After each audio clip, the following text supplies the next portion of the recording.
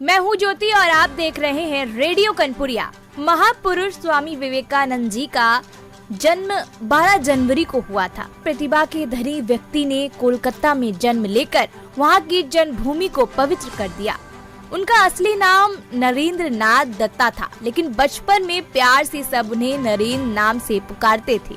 स्वामी विवेकानंद के पिता का नाम विश्वनाथ दत्ता था, जो कि उस समय कोलकाता हाई कोर्ट के प्रतिष्ठित और सफल वकील थे, जिनकी वकालत के काफी चर्चा हुआ करती थी। इसके साथ ही उनकी अंग्रेजी और फारसी भाषा में भी अच्छी पकड़ थी। वहीं अपनी मां की छत्रछाया का स्वामी विवेकानंद पर इतना गहरा प्रभाव पड़ा, वे घर में ही ध्यान में लीन हो जाया करते थे। इसके साथ ही उन्होंने अपनी मां से भी शिक्षा प्राप्त की। इसके साथ ही स्वामी विवेकानंद पर अपने माता पिता के गुणों का गहरा प्रभाव पड़ा और उन्हें अपने जीवन में अपने घर से ही आगे बढ़ने की प्रेरणा मिली। स्वामी विवेकानंद के माता और पिता के अच्छे संस्कारों और अच्छी परवरिश के कारण स्वामी जी के जीवन को एक अच्छा आकार, एक उच्च कोटि की सोच मिली। कहा जाता है कि नरेंद्र नाथ बचपन से ही नटखट और काफी तेज बुद्धि के व्यक्ति थे। वे अपनी प्रतिभा के इतने प्रखर थे कि एक बार जो भी उनकी नजर के सामने से गुजर जाता था, वे कभी भूलते नहीं थे और दोबारा उन्हें कभी उस चीज को फिर से पढ़ने की जरूरत भी नहीं पड़ती थी। उनकी माता हमेशा कहती थी कि मैंने शिव जी से एक पुत्र की प्रार्थना की थी और उन्होंने वो मुझे दे दिया। युवा दिनों में से ही उनमें आत्म के क्षेत्र में रुचि थी।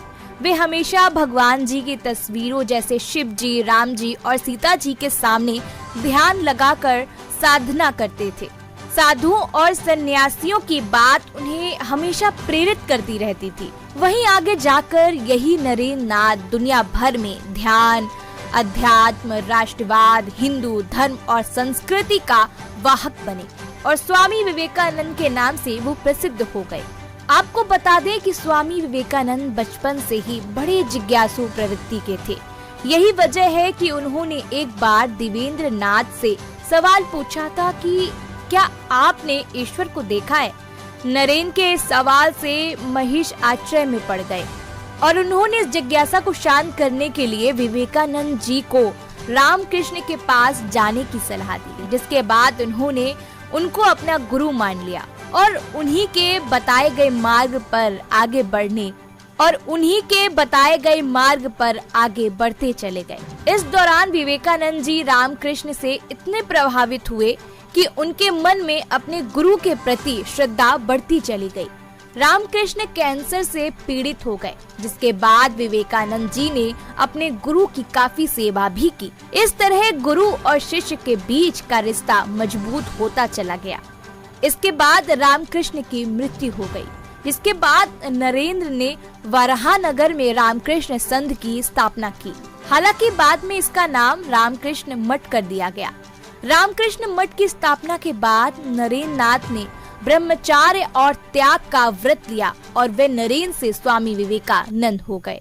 आपको बता दें कि महज 25 साल की उम्र में ही स्वामी विवेकानंद ने गुरुओं वस्त्र पहन लिए और इसके बाद वे पूरे भारत वर्ष की पैदल यात्रा के लिए निकल पड़े।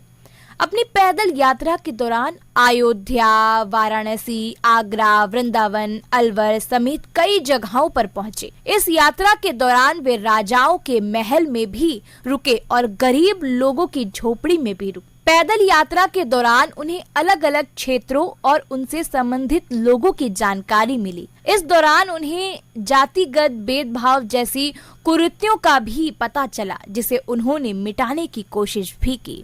23 दिसंबर विवेकानंद कन्याकुमारी पहुंचे, जहां वे 3 दिनों तक एक गंभीर समाधि में रहे। यहां से वापस लौटकर वे राजस्थान के आबू रोड में अपने गुरु भाई स्वामी ब्रह्मानंद और स्वामी त्यूरानंद से मिले, जिसमें उन्होंने अपनी भारत यात्रा के दौरान वेदना प्रकट की और कहा कि उन्होंने इस यात्रा में देश की गरीबी और लोगों के दुखों को जाना है और वे ये सब देखकर बेहद दुखी हैं। इसके बाद उन्होंने इन सब से मुक्ति के लिए अमेरिका जाने का फैसला किया। विवेकानंद जी के अमेरिका यात्रा के बाद उन्होंने दुनिया में भारत के प्रति सोच में बड़ा बदलाव किया था। 4 जुलाई 1902 को महज वो 39 साल की उम्र में स्वामी विवेकानंद की मृत्यु हो गई।